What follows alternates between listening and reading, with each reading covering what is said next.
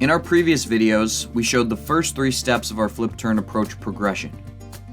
Today, we'll cover the 4th and final step. They started this progression first by kicking into the wall with their arms at their sides. This allowed them to focus on keeping their arms straight throughout the flip and not overlooking the wall during the wall check.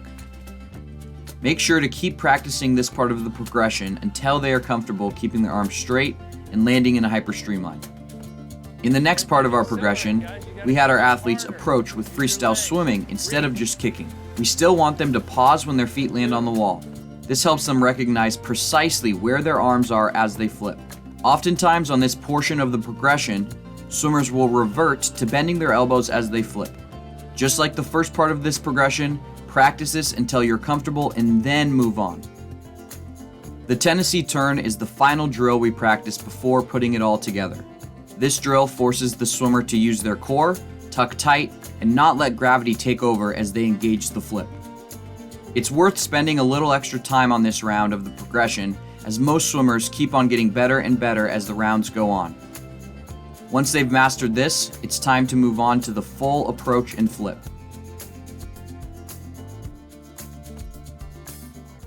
You've gotten the feeling now, the shortening the radius on the Tennessee turn underwater so you get your feet on the wall faster rotation. Now let's see you do the same thing on the surface, okay? You're going to accelerate in using your legs primarily, keep the stroke rate the same, lengthen your last stroke, glance up to the bottom of the cross, pull back straight, and boom, get those fins on quickly, fast to the wall, okay?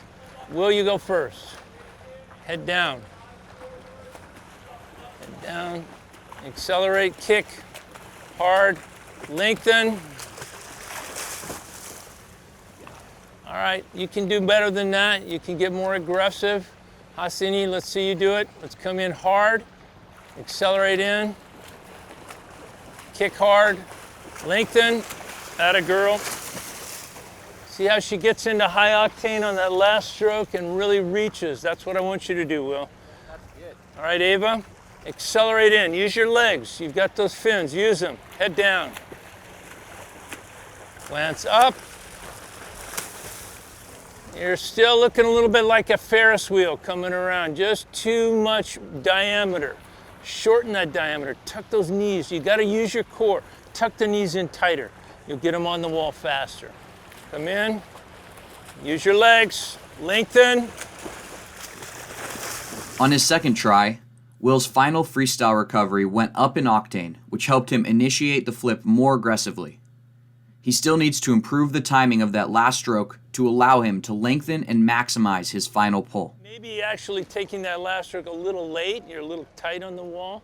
So you want to lengthen using your legs. Kick hard, lengthen. Beautiful.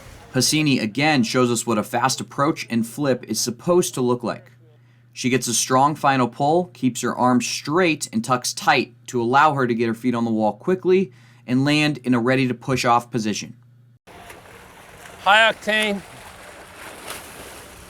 All right, good, but don't end up here.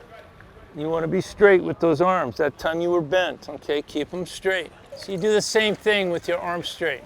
Now last stroke, go high octane, reach, come back, pull back here, okay? Lift, lift, lift, reach. Many times, swimmers will revert to old habits. Since Ava is bending her arms again, it may be useful to go back to the first drill in our progression in order to relearn how to keep the fingertips pointed back throughout the flip. Keep them straight now, keep them straight. Pull back straight, lengthen, arms straight. There you go. Bravo. Voila. Feel the difference? You just cut 1/10 of a second off your turn time by doing that.